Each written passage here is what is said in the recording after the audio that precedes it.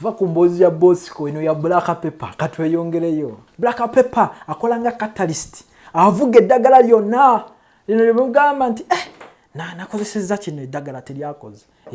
Black pepper aliyamba eddagala lyonna okutuuka wetandituuse. Avuga ebiriisa nga ebibeera mu bibala. Ebibala ebyo bagenda bagamba birimu vitamin C. Gwe muntu n'abeera agamba nga ndya nnyo emicungwa. Nga ndya nnyo emiyembe. Nenga senyiga tanzigwako.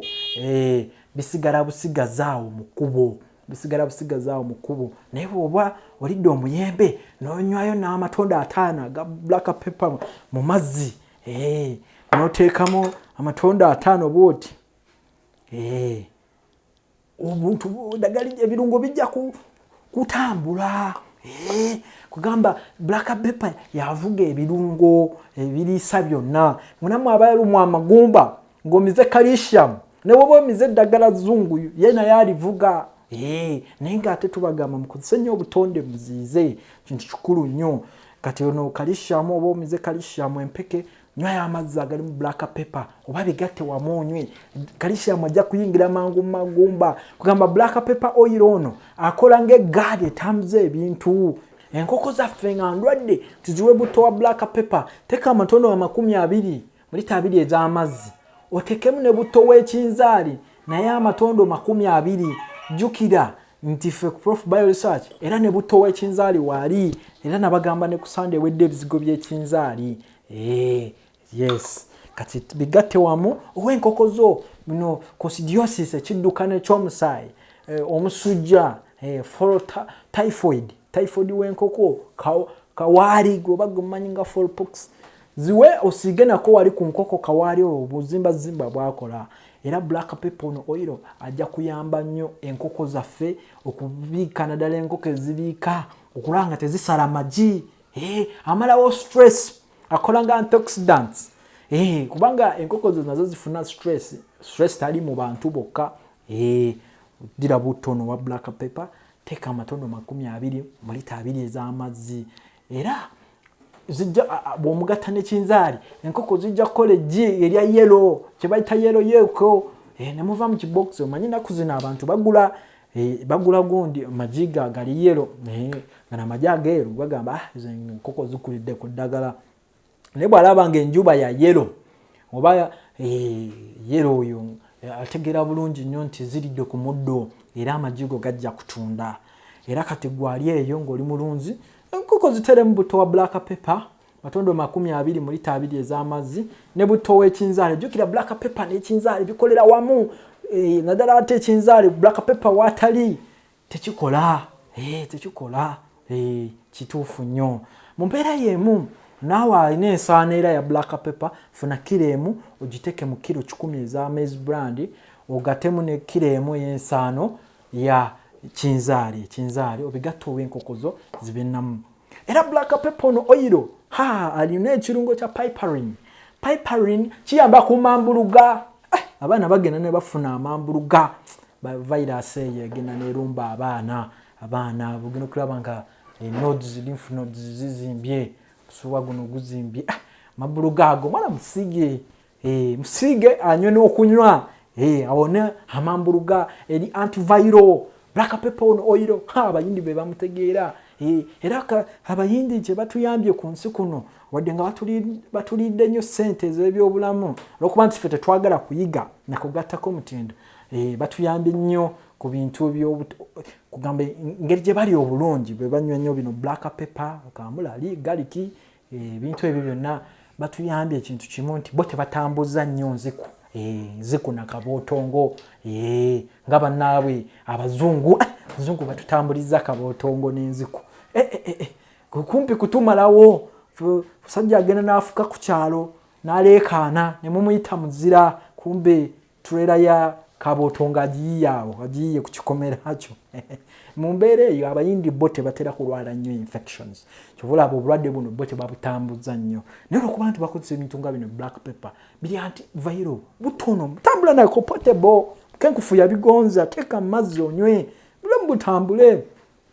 Era black pepper oil mulungi nnyo ku bantu abayina indigestion waliwo abantu nga bwali emmere esigala mu kyenda netandika okugulumba omwo buto ne lukankana ate bw'aba eddadi nga yagenze out n'akaana kawala bajye baagala buno busaidi haaga omwana mukwatira wano mu saidi genda okulanga olubuto mami ayinza olowooza otadde katima onyenyeza katima kumbe olubuto lugulumba lulimu gaasi kati emmere eyo oli nakugamba tolina girya nedda indigestion tolina enzymes zimala zikuba mmere eyo kyovula oba omaze okulya amazzi agabuguma ago gonywa tekamu amatunda ataano aga buto wa black pepper onywe kijja kugonza ku lubuto ebintu bitambule bulungi nnyo barabara sana era buto wa black pepper ono ayauza ekibumba akolanga nakyo detoxa y'ekibumba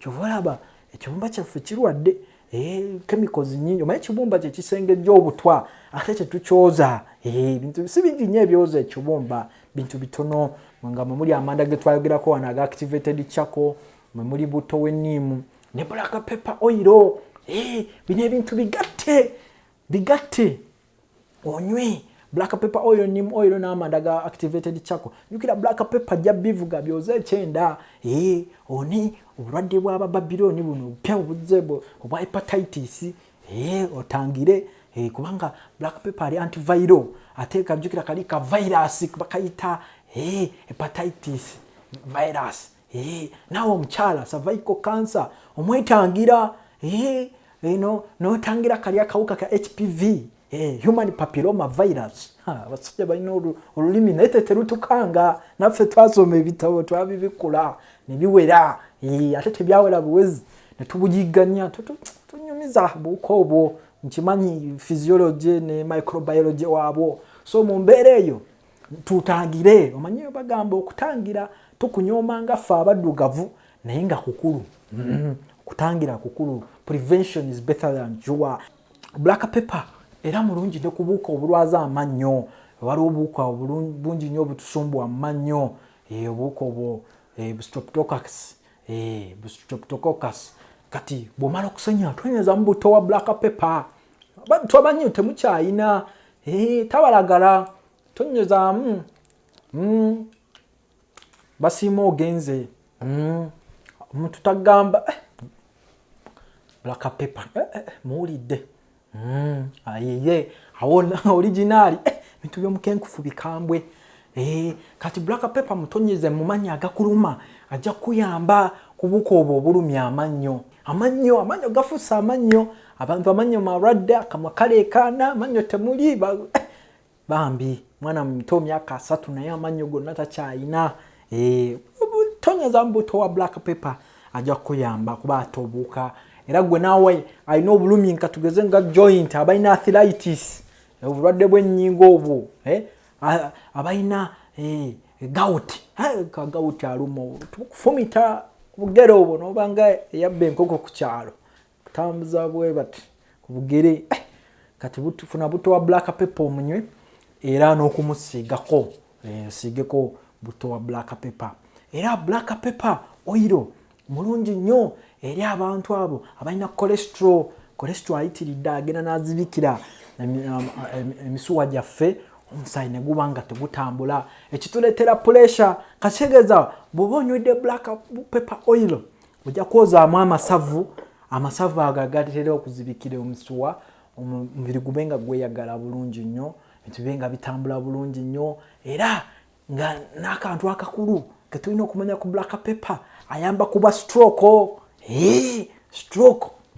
efuuse stroke kyali ne muno gekulaba nga agudde eri takyategeera sanyaze gamukubye agavudde ku bungo mukono guno gwonna gusanyaladde omumwa gwewese guzze eno stroke yamutawaana nnyo stroke nga tennaba kukuba bwotamanya bulumi bwa stroke naye kamba wakama black pepper oil ono bw'omukwata amatondo 10 nogateeka wansi w'olulimi nokwata n'amatondo 10 ag'ekinzaani nago nogagateeka wansi w'olulimi w'omuntu oyo akubiddwa stroke nogatako n'amatondo 10 ag'omubuto w'omudalasini oba okoze magic.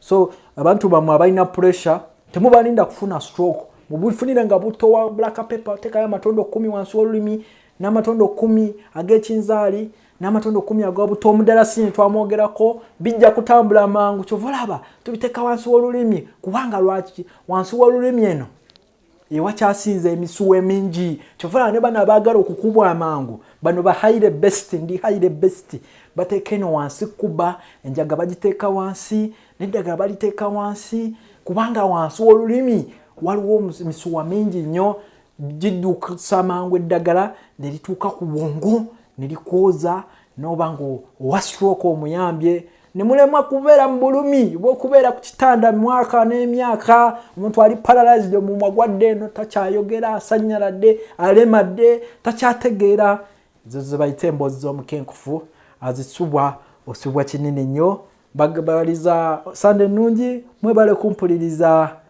basiima ogenze.